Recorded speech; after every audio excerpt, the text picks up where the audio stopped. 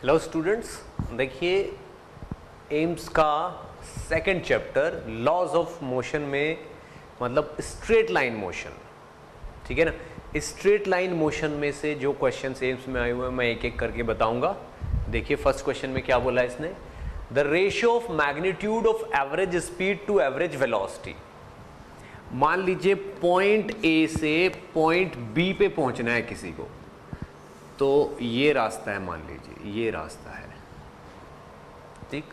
अगर मैं यहां पे एवरेज स्पीड की बात करूंगा तो मान लीजिए यहां से लेके यहां तक इसको कुछ 10 सेकंड लगे हैं।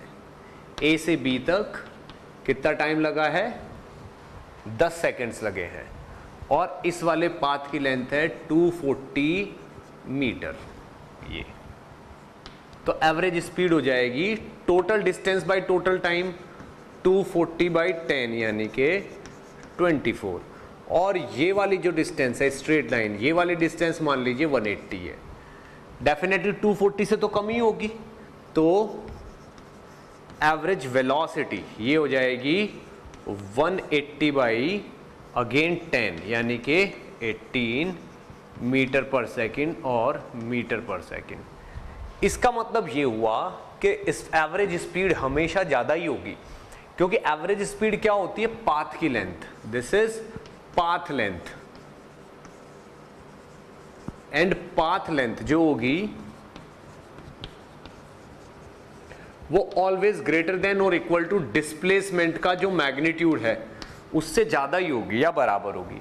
अगर स्ट्रेट लाइन पाथ होता तो पाथ की लेंथ और डिस्प्लेसमेंट दोनों सेम होते और वैल्यू सेम आती, लेकिन पाथ लेंथ ज्यादा है, पाथ लेंथ ज्यादा है और डिस्प्लेसमेंट कम है, तो यहां पे एवरेज वेलोसिटी हमेशा जो है या तो बराबर आएगी या कम आएगी, ज्यादा नहीं आ सकती। That means option D is the correct option.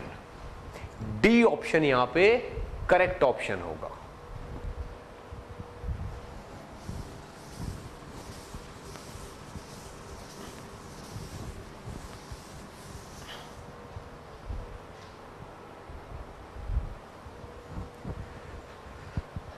Three different objects M1, M2 and M3 are allowed to fall from rest from the same point O along three different frictionless paths. The speed of the three objects on reaching the ground will be in the ratio of. देखिए क्या होना है, अगर मान लीजिए ये कोई height है और यहां से किसी बॉडी को गिराया जा रहा है, तो यहां पे आने वाली जो स्पीड है वो होगी √2gh अगर ये हाइट h है। और अगर ये कोई इंक्लाइन प्लेन है और ये वाली हाइट h है और यहां से किसी बॉडी को गिराया जा रहा है, तो यहां पहुंच के भी वेलोसिटी √2gh ही होगी और h ये वाली हाइट होनी है। क्यों? क्योंकि पोटेंशियल एनर्जी काइनेटिक में बदलती है और यहां से यहां तक पोटेंशियल एनर्जी का चेंज इस हाइट पे डिपेंड करता है, बस मास पे डिपेंड ही नहीं करता। इसलिए तीनों की वेलोसिटी ग्राउंड पे पहुंच के सेम होगी, क्योंकि यहां से यहां भी पोटेंशियल एनर्जी का चेंज उतना ही है और यहां से यहां पे भी पोटेंशियल एनर्जी का चेंज इतना ही है। तो change in potential energy is equal to gain in kinetic energy, ठीक। तो ये mgh हो जाता है, m से m कट जाता है, ठीक। तो 2gh का अंडर रूट आ जाता है v, ठीक। इसमें मास नहीं है, इसलिए मास से इंडिपेंडेंट होती है ये चीजें। Kinematics parameters are independent of mass. Acceleration पता है तो मास की जरूरत ही नहीं है, तो B option is the correct option. सबके सब सेम टाइम वो सेम वेलोसिटी से ग्राउंड पे आएंगे। ओके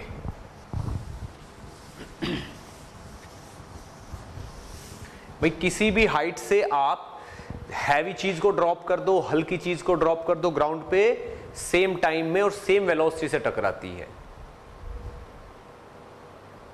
नेक्स्ट देखते हैं, a particle start from rest and has an acceleration of 2 metre per second square for 10 second. Acceleration is equal to 2 metre per second square for t is equal to 10 second. After that it travel for 30 second, ठीक है ना, it travel for 30 second with constant speed, with constant speed, v is equal to constant, ठीक, and then undergoes the retardation of 4 metre per second, retardation of 4 metre per second square, come back to rest, final velocity कितनी हो जानी चाहिए, 0। The total distance covered by the particle is, कितनी distance particle ने cover की है। इस question को हम ग्राफ से करेंगे, ठीक है, मान लीजिए ऐसे, ये हम वेलोसिटी वर्सेस टाइम ग्राफ बना रहे हैं। 10 सेकेंड तक t is equal to 10 second तक एक्सेलरेशन इज इक्वल टू 2 लेके, ठीक है, पार्टिकल चला है, तो v इज इक्वल टू हो जाता है u plus A T. u तो 0 है, एक्सेलरेशन 2 है और 10 सेकेंड तक चला है, तो v की वैल्यू हो गई 20 मीटर पर सेकेंड, तो v इज 20। तो ये वेलोसिटी का कर्व हो गया यहां तक का, this is curve for velocity. तो ये वाली वैल्यू कितनी हो जाएगी, 20 मीटर पर सेकेंड, यहां पे ये हो गई। अब ये बोल रहा है कि उसके बाद 30, 10 तो ये 20, 30, 30 सेकेंड तक, यानी कि ये कितना हो गया 40, ठीक है ना। After that it travels for 30 second with the constant speed and then undergoes a retardation, यानी कि ये इसी स्पीड से यूं चलता रहता है, 40 सेकेंड हो जाते हैं, नेक्स्ट 30 सेकेंड, ठीक। अब ये 4 के रिटार्डेशन से डाउन चला जाता है, यानी कि velocity 0, final velocity 0 is equal to, यहां से वेलोसिटी कितनी हो रखी है 20 माइनस 4 इंटू टी, तो टी की वैल्यू आ गई 5, यानी कि नेक्स्ट 5 सेकेंड में, तो ये 45 सेकेंड में ये यहां आ गया। ऐसे वेलोसिटी वापस से कितनी हो गई 0 से 20 हो गई, फिर 20 की स्पीड पे 30 सेकेंड तक चला और फिर 20 से 0 हो गई नेक्स्ट 5 में। तो area under VT curve, area under VT curve is displacement, ये है, और पूरा टाइम वेलोसिटी क्या रही है, पॉजिटिव रही है, तो displacement is equal to distance, displacement is equal to distance. पूरा टाइम वेलोसिटी पॉजिटिव रहने का मतलब कि एक ही डायरेक्शन में चला है। तो पहले इंसान यहां पे खड़ा हुआ था, एक्सेलरेशन से स्पीड बढ़ाता रहा और आगे बढ़ता रहा, फिर स्पीड कांस्टेंट पे आगे बढ़ता रहा, फिर स्पीड को स्लो कर लिया पर आगे ही बढ़ता रहा और एक जगह जाके रुक गया। तो ये मुझे पूरा का पूरा एरिया निकालना है, ये पूरा एरिया निकालना है यहां पे, ठीक है। चलिए एरिया निकालते हैं। अब एरिया कितना कितना होगा, ये 10 है और ये 20 है, तो 10 इंटू 20/2 प्लस ये 10 है, ये 40 है, 30 इंटू 20, 30 इंटू 20 प्लस ये 5 इंटू 20/2, 5 इंटू 20/2, तो ये कितना हो गया 10 into 20/2 100 plus 30 into 20 600 plus 5 into 20 50। तो आंसर इज 750 मीटर। तो answer is 750 metre. B option will be the correct option, ठीक है।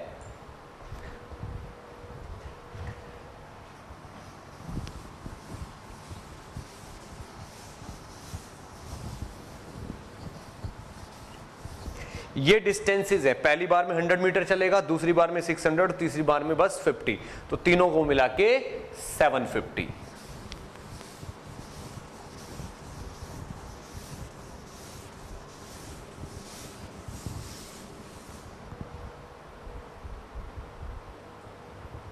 Next, a body starting from rest move along a straight line with a constant acceleration. Acceleration यहाँ पे constant है और u की value 0 है और straight line path पे चल रही है body. The variation of speed with distance is represented by the graph. Velocity versus S बताना है। तो V square is equal to U square plus 2as, ये लग जाएगा। u की वैल्यू 0 है तो v square is equal to 2as। अब v को तो आप y पे प्लॉट कर रहे हो और s को आप x पे प्लॉट कर रहे हो, तो y square is equal to 2ax, जो कि एक पैराबोला की इक्वेशन है। ठीक है, तो y की वैल्यू को चाहे आप पॉजिटिव रखिए या नेगेटिव रखिए, x की वैल्यू उतनी ही आएगी। तो ये ऐसे वाला पैराबोला है। ठीक, और हमारा जो आंसर होगा वो इस वाले पैराबोला का इतना पार्ट होगा। This part is our answer, और ये सी ऑप्शन सही बन रहा है इसमें। देखिए ये वाला आंसर किस में है, ये वाला पार्ट, ये वाला पार्ट किस में है, ये वाला पार्ट सी में है, तो सी अपना आंसर है। ठीक है भाई, इसको हम y एक्सिस पे प्लॉट कर रहे हैं और इसको हम x एक्सिस पे प्लॉट कर रहे हैं, तो इक्वेशन ये हो गई। ये तो पैराबोला की इक्वेशन होती है। कैसा पैराबोला, ये वाला पैराबोला। तो हमारा यहां से लेके यहां तक का आंसर है बस ये वाला। ओके,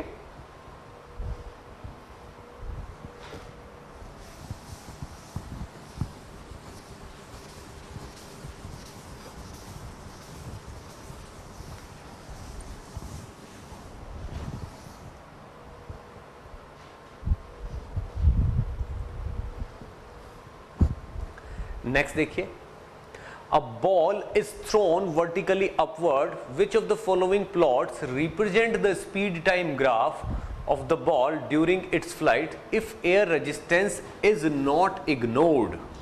air resistance को ignore नहीं करना है। ठीक है, ओके।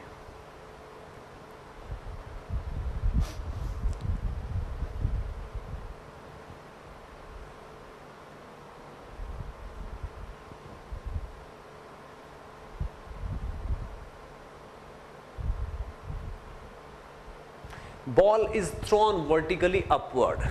ठीक है, बहुत ध्यान से देखना है हमें। एक बॉल को हमने ऊपर थ्रो किया है। ठीक है, u इज इक्वल टू मान लीजिए 20 से, तो ये वाली बॉल u जाएगी और u वापस भी आ जाएगी ऐसे जाके। अगर यहां पर एयर ड्रैग है, अगर यहां पे एयर ड्रैग है, ठीक है ना, इग्नोर नहीं करेंगे हम उसको, तो इसको जाना चाहिए था u स्क्वायर बाई 2g तक, यानी कि 20 का स्क्वायर बाई 2 इंटू 10, यानी कि 20 मीटर तक इसको जाना चाहिए था। पर जो नीचे की तरफ लगने वाला g इज इक्वल टू 10 है, जब बॉल ऊपर जाएगी तो इस पे ड्रैग फोर्स नीचे लगेगा, तो एक एक्सेलरेशन और मिलेगा नीचे, तो ड्रैग फोर्स की वजह से एक्सेलरेशन एक और आएगा नीचे। तो मान लीजिए वो वाला 2 है, तो इफेक्टिव एक्सेलरेशन डाउनवर्ड डायरेक्शन में हो गया 10 प्लस 2, 10 प्लस 2 12 का हो गया। तो अब कितनी हाइट तक जाएगा, u स्क्वायर बाई 2 इंटू 12, यानी कि 20 इंटू 20 बाई 2 इंटू 12, जो कि 20 से कम आएगा, यानी कि ये उतनी हाइट तक नहीं जाएगा। इतनी तक एक्सपेक्ट कर रहे थे पर इतनी तक नहीं गया, उससे पहले ही मुड़ के नीचे आ जाएगा। ठीक है, अब जो वेलोसिटी के डिक्रीज होने का रेट है दैट इज 12। तो जब हम ग्राफ बनाएंगे, अगर हम ग्राफ ड्रॉ करेंगे तो स्पीड कितनी है स्टार्टिंग में 20, थोड़ी देर में कितनी हो जानी है 0, तो ये हो जाएगी 0। अब वेलोसिटी कितनी हो जानी है 0। अब यहां पे कुछ टाइम होगा। अब आप देखो, जब बॉल को ऊपर फेंका, वेलोसिटी 0 हो गई है, इतने टाइम बाद ये टाइम लग गया, और वेलोसिटी के डिक्रीज होने का रेट ज्यादा है, 12 है। पहले 10 के रेट से डिक्रीज हो रही थी, अब 12 के रेट से डिक्रीज हो जाएगी। तो जहां पे ये खत्म डिक्रीज होनी चाहिए थी, यानी कि ये कितनी देर में खत्म हो जानी चाहिए थी 2 सेकेंड में, उससे पहले ही खत्म हो जाएगी, क्योंकि 1 सेकेंड बाद 10 नहीं रहेगी, 1 सेकेंड बाद 8 रह जाएगी, क्योंकि 12 कम हो जाएगी, और उसको 8 को कम करने में भी और कम टाइम लगेगा, तो पहले ही 2 सेकेंड से पहले ही 0 हो जाएगी। ठीक, अब आते वक्त क्या होगा, जब बॉल नीचे आएगी तो नीचे 10 का एक्सेलरेशन होगा, पर ड्रैग फोर्स लगेगा ऊपर मान लो 2 का, तो g इफेक्टिव, ठीक है ना, या फिर एक्सेलरेशन इफेक्टिव कितना हो जाएगा, 10 माइनस 2 मतलब 8 का एक्सेलरेशन हो जाएगा। अब यहां से बॉल यहां तक आएगी 8 के एक्सेलरेशन से, ठीक है। तो अगर एक्सेलरेशन कम है तो स्पीड धीरे धीरे बढ़ेगी।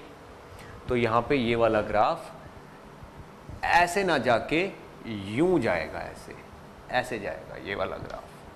तो अपना इससे मिलता जुलता ग्राफ आंसर होगा, तो सी ऑप्शन अपना सही बनेगा, ठीक। अगर हम एयर रेजिस्टेंस को कांस्टेंट माने तो एयर रेजिस्टेंस इज कांस्टेंट, तब ये होगा, कौन सा आंसर होगा, सी। और अगर air resistance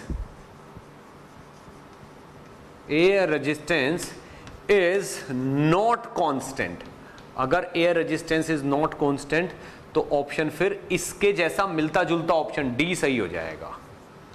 D will be the correct option.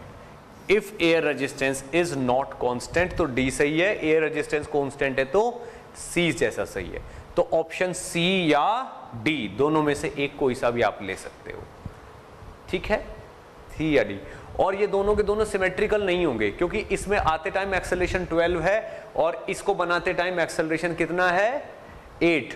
तो जो इनके स्लोप हैं, इसका स्लोप ज्यादा होगा, इसका स्लोप कम होगा, यानी कि ये खड़ा हुआ होगा और ये ज्यादा लेटा हुआ होगा, ठीक है। तो ये टाइप का ग्राफ बनेगा, तो ये सही है। या फिर वो सही है अगर एयर ड्रैग है तो, कांस्टेंट है तो स्लोप कांस्टेंट नहीं रहेगा, स्लोप कांस्टेंट नहीं रहेगा तो ये ऐसा कर्व आएगा, ठीक है। अगर एयर ड्रैग फोर्स वेरिएबल है तो एक्सेलरेशन भी वेरिएबल होगा और ऐसा ग्राफ आएगा, ठीक। तो हमारी तरफ से आंसर सी है अगर एयर ड्रैग कांस्टेंट है, और अगर एयर ड्रैग को आप कांस्टेंट नहीं मानते तो फिर डी है।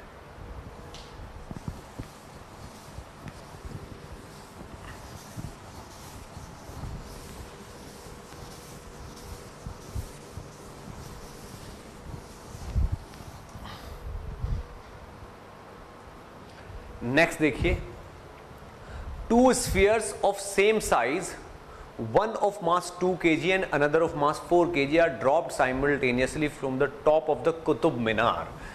H is equal to 72 meter.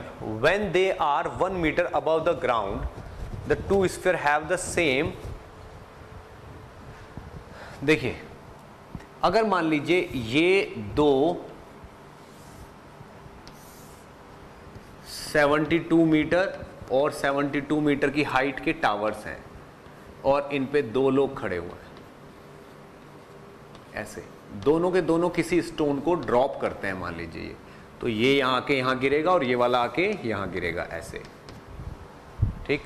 Drop करने का मतलब u इज इक्वल टू 0 और u इज इक्वल टू 0, ये भी u इज इक्वल टू 0 से और ये भी u इज इक्वल टू 0 से इसको ड्रॉप किया। तो अब आप ये देखिए, यहाँ पे टाइम सेम लगेगा, नीचे गिरने का टाइम √2h/g, ठीक। और जो तीनों इक्वेशन है, v square is equal to u square plus 2as, v is equal to u plus at, s is equal to ut plus half at square, इन तीनों में मास तो कहीं है ही नहीं और एक्सेलरेशन दोनों के लिए सेम है, इसके लिए भी g है और इसके लिए भी g है, इसलिए दोनों के डेटा बिल्कुल सेम है, यानी कि दोनों एक दूसरे के साथ साथ आके नीचे गिरेंगे। यानी कि जो जो चीजें सेम रहेंगी वो क्या होंगी, एक्सेलरेशन। डी ऑप्शन सही है, ठीक है। डी ऑप्शन क्यों से, मोमेंटम तो सेम नहीं रहेगी, देखो स्पीड सेम रहेगी, speed will be same all times, but momentum क्या हो जाएगा, m1v और इसका कितना हो जाएगा, m2v, जो कि अलग अलग हो जाएंगे। मोमेंटम अलग अलग हो जाएगा। अब काइनेटिक एनर्जी में भी मास आ रहा है, वो भी अलग अलग हो जाएगी। पोटेंशियल एनर्जी में भी मास आएगा, वो भी अलग अलग हो जाएगी। एक्सेलरेशन में मास नहीं आएगा, तो इसलिए एक्सेलरेशन सेम रहेगा, ठीक है। तो यहां पे एक्सेलरेशन वाला ऑप्शन अपना सही होगा।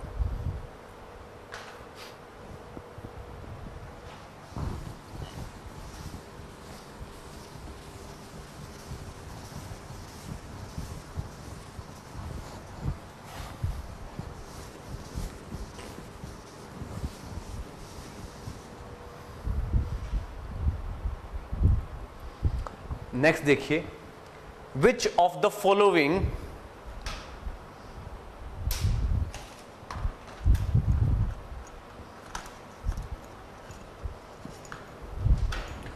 which of the following velocity time graphs shows a realistic situation for the body in the motion? ठीक है, आप ये देखिए, अगर मैं कोई भी ग्राफ ड्रॉ करता हूं, मान लीजिए ये ग्राफ ड्रॉ करता हूं, इस एक्सिस पे टाइम और इस एक्सिस पे मान लीजिए मैं वेलोसिटी प्लॉट कर रहा हूं, और एक पार्टिकल है, वन पार्टिकल। अगर एक पार्टिकल है तो उसकी स्पीड एक टाइम पे कोई एक ही वैल्यू होगी, दो दो स्पीड तो नहीं हो सकती, इसलिए एक टाइम पे दो डेटा नहीं आ सकते। तो जैसे ये पहले वाला केस है, ये इस पे एक टाइम पे तीन वेलोसिटी है, तो ये तो हो ही नहीं सकता, ठीक है ना। ये वाला जो है इसमें भी मोर देन वन है, ये नहीं हो सकता, ये नहीं हो सकता, और इसमें भी क्या है, इसमें भी एक टाइम पे दो वेलोसिटी है, ये भी नहीं हो सकता, केवल वो हो सकता है जिसमें ये है, ये इसमें किसी भी टाइम पे एक ही वेलोसिटी है, किसी भी टाइम पे बस एक ही वेलोसिटी, तो ये ऑप्शन अपना करेक्ट हो सकता है। तो B option is the right option, यहां पे बी ऑप्शन ही सही हो सकता है बस।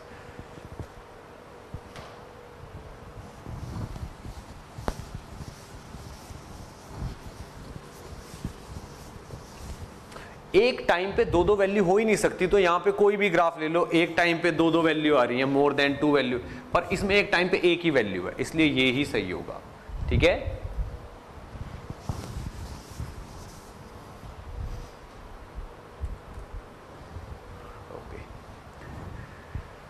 The displacement time graph of a particle moving along a straight line is drawn below. The accelerations of the particle during the region OP, PQ and QR. अगर इसको मैं यहाँ पे अलग से ड्रॉ करूँ तो इसने बोल रखा है O से P तक ऐसा है, P से Q तक ऐसे है, Q से R तक ऐसे है, ठीक। और यहाँ पे क्या है, यहाँ पे टाइम है, और यहाँ पे क्या है, यहाँ पे डिस्प्लेसमेंट है। तो यहाँ पे डिस्प्लेसमेंट है, यहाँ पे टाइम है। आप देखिए यहाँ से लेके यहाँ तक एक्सेलरेशन, ये कौन सा है, displacement. Displacement versus time graph ऐसे है, ठीक है। तो ये बोल रहा है एक्सेलरेशंस के बारे में, ठीक है।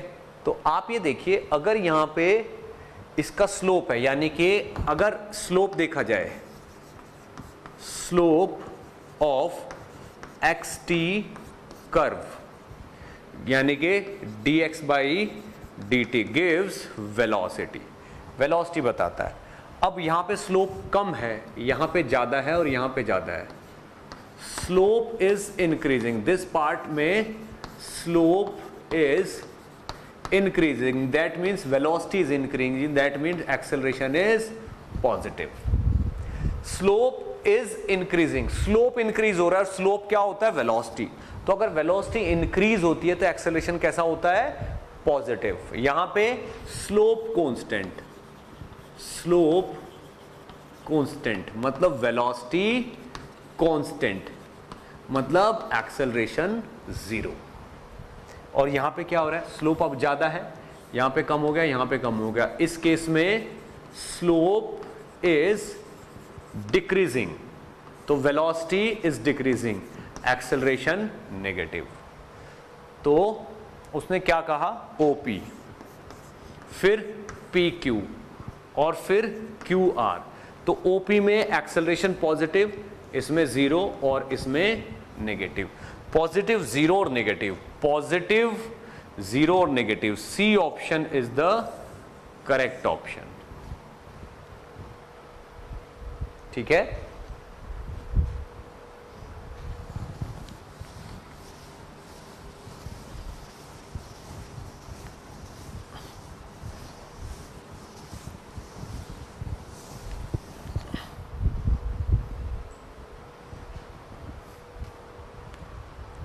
नेक्स्ट क्वेश्चन देखते हैं।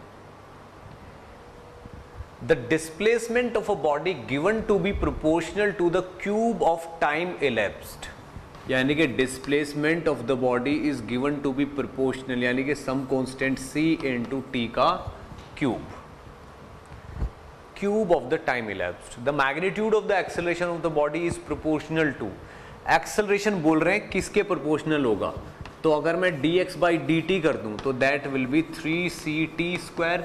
उसके बाद एक बार फिर डिफ्रेंशिएट कर दूं यहाँ पे तो 3c इंटू 2t आ जाएगा ये, तो ये 6ct is equal to d² x by dt² आ जाएगा। और यही तो एक्सेलरेशन होता है, ठीक है, यही तो होता है एक्सेलरेशन। अगर आप डिस्प्लेसमेंट को 2 बार डिफरेंशिएट कर दो तो एक्सेलरेशन आ जाए, यानी कि acceleration is equal to 6c into T. अब ये चीज तो कांस्टेंट है, तो acceleration is directly proportional to T. तो ये आपका बी ऑप्शन सही हो जाएगा यहां पे, ठीक है, बी ऑप्शन आपका करेक्ट हो जाएगा।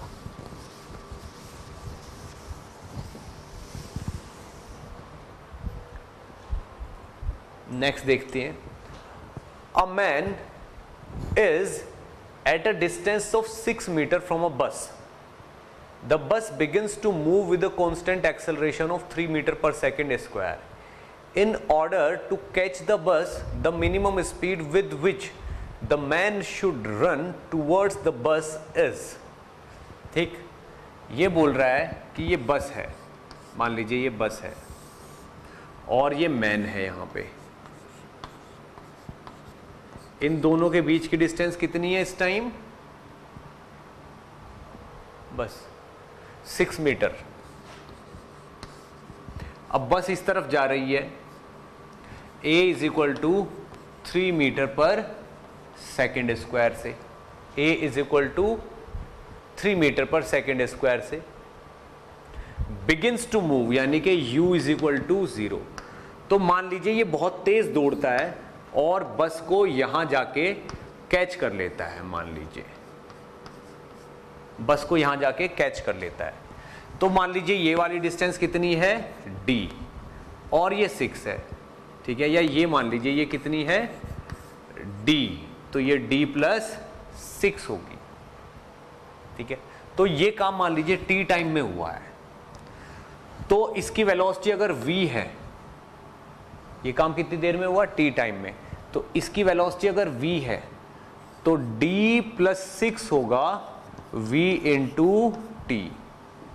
और अगर इसने d डिस्टेंस इतनी देर में ट्रेवल कर लिए तो d होगी हाफ इंटू 3 इंटू जितना भी यहां से यहां तक का टाइम लगा है t का स्क्वायर।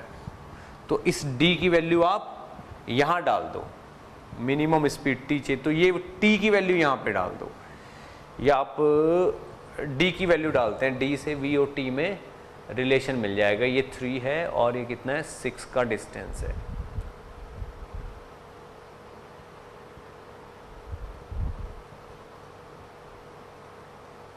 t का स्क्वायर है।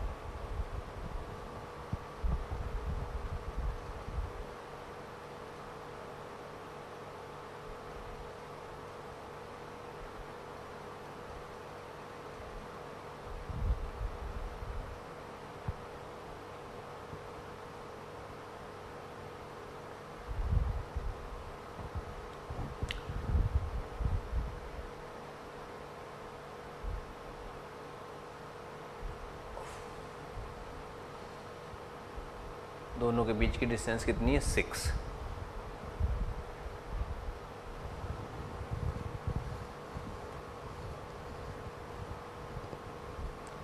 तो दिस इज 3/2 टी स्क्वायर, ये डिस्टेंस हो गई 3/2 टी स्क्वायर, और d plus 6 is equal to V into T. इसकी स्पीड भी नहीं दे रखी है इसने, पर इसको कैच करना, ठीक है, सॉल्व कर लेते हैं। इस d की जगह डाल दो 3/2 T square plus 6 is equal to V into T, ये हो गया।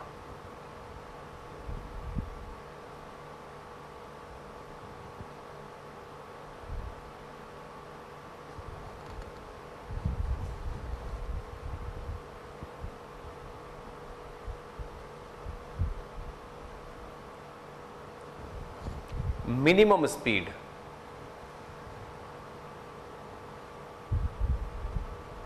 मिनिमम स्पीड कितनी होनी चाहिए? मिनिमम स्पीड का मतलब क्या हुआ कि ये बस तक पहुंच जाए और जस्ट बस को कैच कर ले, यानी कि इसकी और बस की स्पीड सेम हो जाए। अगर बस की स्पीड ज़्यादा हो गई तब तक, अगर बस की स्पीड ज़्यादा हो गई तब तक तो ये बस को पकड़ नहीं पाएगा। तो बस की स्पीड कितनी हो जानी चाहिए? 6। तो v is equal to U plus A T. V कितना है? 6, a कितना है? 3 और t कितना? ये हो गया। तो t की वैल्यू आ गई 2 सेकेंड। 2 सेकेंड में बस को ये पकड़ लेना चाहिए। तो अगर मैं यहाँ पे इसकी वैल्यू 2 सेकेंड डाल दूँ तो वेलोसिटी आएगी 6 मीटर पर सेकेंड। तो v इज इक्वल टू कितनी होनी चाहिए? क्योंकि बस की स्पीड कितनी हो जानी चाहिए?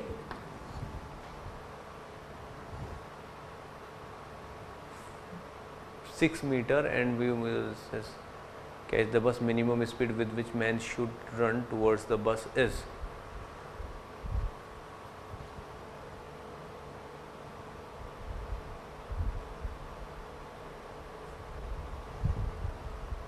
T time or V. There is something wrong in this question. इसका अगर ग्राफ ड्रॉ करने पे आए हम और इसका velocity versus time graph draw करें तो टी टाइम में मान लीजिए उसकी वेलोसिटी कितनी है? ये टी टाइम में वो कैच कर लेता है ये। तो टी टाइम में वेलोसिटी कितनी है उसकी? 6 मीटर फ्रॉम अ बस, the bus begins to move v। तो ये v है, मिनिमम स्पीड है ये, इतनी कर। अब वो जो है वो कितनी स्पीड से चल रही है? बस इतनी स्पीड से चल रही है, ठीक। अब ये एंगल अगर थीटा है तो यहाँ पे स्लोप यानी कि एक्सेलरेशन इज इक्वल टू 3 है। तो ये वेलोसिटी की मैक्सिमम, अगर ये t है तो वेलोसिटी की मैक्सिमम वैल्यू कितनी होगी? 3t।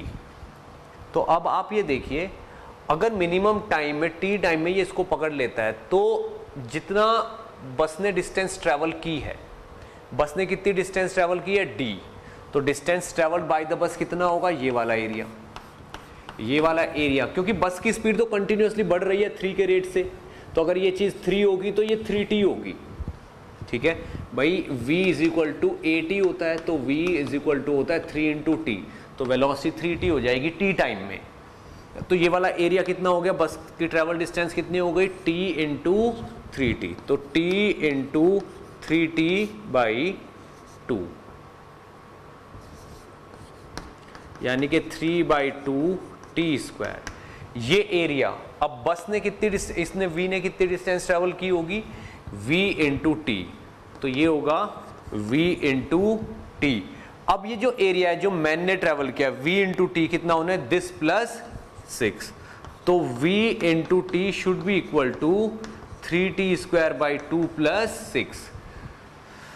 3t square by 2 plus 6 ये वाली इक्वेशन आ रही है। तो ये इक्वेशन तो हमने स्टार्टिंग में भी लिख दी थी। अब v की वो वैल्यू निकालनी है जिससे वो मिनिमम स्पीड, v की मिनिमम स्पीड निकालनी है जिससे वो बस को पकड़ ले, ठीक है। तो v की मिनिमम वैल्यू निकालनी है जाकि वो बस को पकड़ ले। देखिए t में नहीं निकालनी है, बस को कैच कर ले। बस को कैच करने का मतलब ये है कि बस की स्पीड उस टाइम पे जितनी हो जाएगी, बस की स्पीड उस टाइम पे जितनी हो जाएगी उतनी स्पीड मैन की हो जाए। अगर मैन की स्पीड बस की स्पीड से कम पड़ गई उतने टाइम में वो तो कभी पकड़ नहीं पाएगा। तो बस की स्पीड कितनी हो जाएगी? a into T, this is the velocity of बस। और मैन की स्पीड इतनी ही हो जानी चाहिए, इतनी ही होनी चाहिए, a इंटू टी। तो v की वैल्यू को आप 80 डाल सकते हो। यहाँ पे v की वैल्यू कितनी हो गई? 80। तो a कितना है? 3t। तो 3t square is equal to 3t square by 2 plus 6। तो यहाँ पे 3t square by 2 is equal to 6 आ गया। इसमें से ये घट गया तो 2 इंटू 12/3, तो t square is equal to 4 आ गया और t की वैल्यू आ गई 2। तो अगर t की वैल्यू 2 आ गई है यहाँ पे तो वेलोसिटी कितनी आ गई है 3 × 2 मतलब 6 metre per second. C option correct हो गया यहाँ पे। ठीक, अब मैं इसको आपको फिर से समझा देता हूँ। क्वेश्चन थोड़ा कंफ्यूजिंग था। बस को पकड़ ले, बस को कैसे पकड़ पाएगा? यानी कि अगर वो दौड़ रहा है और बस की स्पीड बढ़ रही है तो बस की स्पीड उसके पकड़ने से पहले उससे ज्यादा नहीं होनी चाहिए, वरना वो उसको पकड़ नहीं पाएगा। तो जब वो वहां पहुंचे तो बस की स्पीड और उसकी स्पीड बराबर हो जानी चाहिए। अब मान लो टी टाइम में चला गया वो बस तक, तो टी टाइम बाद बस की स्पीड कितनी हो गई? v = AT। अब इसकी स्पीड, बस की स्पीड और मैन की स्पीड सेम होनी चाहिए, तो v की वैल्यू AT। अब ये स्पीड किसकी है? मैन की। तो मैन ने इतनी डिस्टेंस ट्रेवल की है v × t, वो किसके बराबर होनी चाहिए? v × t बराबर होनी चाहिए जितनी बस ने ट्रेवल की है +6। तो इस vt की जगह मैं कितना लिख देता हूं? AT। तो a कितना है? 3t, 3t × t, 3t² = 3t² / 2 + 6। तो 3t² / 2 = 6 आ गया, t² की वैल्यू 4 आ गई और t की वैल्यू आ गई 2। अगर t की वैल्यू 2 आ गई है तो v कितना है? 3 × 2, 6 मीटर पर सेकेंड। ये अपना आंसर हो जाएगा C। ठीक है, हम चाहे ग्राफ से करें या ऐसे करें, इक्वेशन सेम ही आएगी।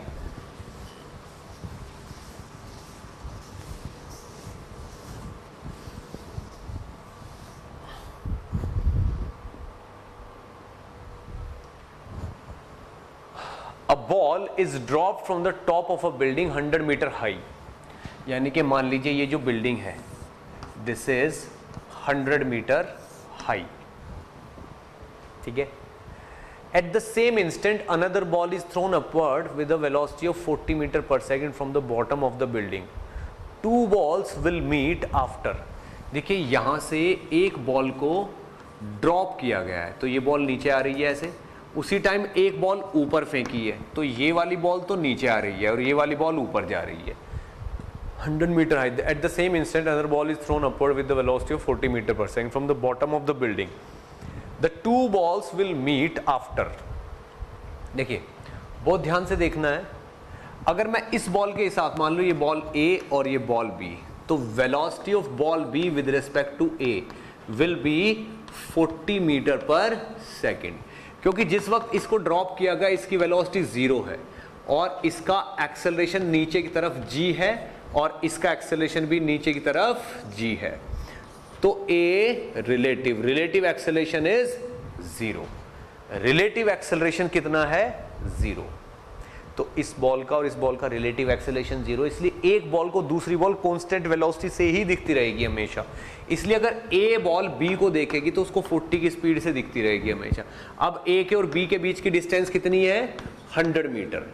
तो कॉलिजन में कितना टाइम लगेगा? 100 मीटर बाई 40 यानी कि 2.5 सेकेंड्स।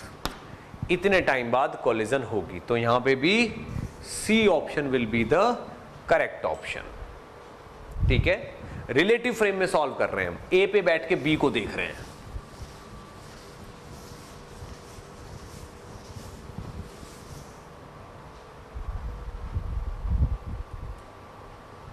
ओके, नेक्स्ट देखिए, इसने असर्शन में कहा है the relative velocity between any two bodies moving in opposite direction is equal to the sum of the velocities of the two bodies. अगर एक बॉडी V1 से इधर जा रही है, दूसरी बॉडी V2 से इधर जा रही है, A ये है B ये, तो velocity of B with respect to A is V1 plus V2। तो ये असर्शन तो बिल्कुल सही बोला गया है। रीजन में क्या बोला है? Sometimes relative velocity between two bodies equal to the difference in the velocity of the two body. ये भी बिल्कुल सही है, अगर दोनों सेम डायरेक्शन में होगा तो डिफरेंस है, तो रीजन भी बिल्कुल सही दिया। लेकिन इन दोनों का कोई आपस में लेना देना नहीं है, दोनों इंडिपेंडेंट स्टेटमेंट है, इसलिए यहां पे बी ऑप्शन करेक्ट करेंगे हम। ठीक है,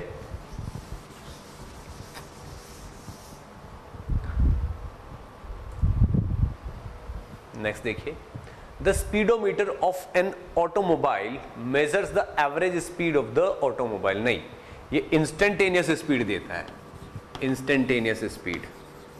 भाई बाइक को अगर आप घुमा रहे हो, बहुत तेज भगा रहे हो तो वो ज्यादा रीडिंग देगा, धीरे भगा रहे तो कुछ बहुत कम देगा, तो वो उसी मोमेंट की स्पीड देता है, इसलिए इंस्टेंटेनियस स्पीड देता है, तो असर्शन जो है वो गलत हो गया। तो रीजन तो कुछ भी हो, ऑप्शन कौन सा सही हो जाएगा? डी। ठीक है।